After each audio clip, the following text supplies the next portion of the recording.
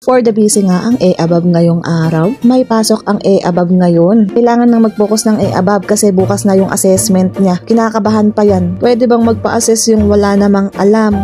Para kang lumaban sa gera ng walang bala. Kumbaga, pinahiya mo yung sarili mo.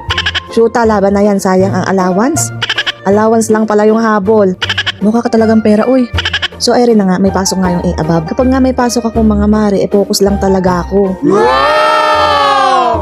Paano ba naman, walang signal dyan sa room. Kaya pasensya na kayo kung may pagkakataong nagchat-chat kayo pero hindi ako nagre-reply. Busy talaga ako lalo na kapag may pasok. Kasi mga mare, itong visual graphic design, maraming tools na ginagamit na bago ko lang inaral. Tulad ng Adobe Illustrator, Adobe Photoshop. Nakapag-try na ako ng Adobe before pero mas masarap siya kapag may pineapple juice. Hoy, gutom ka ba? Iba na yung sinasabi mo. Ayaw, di ma!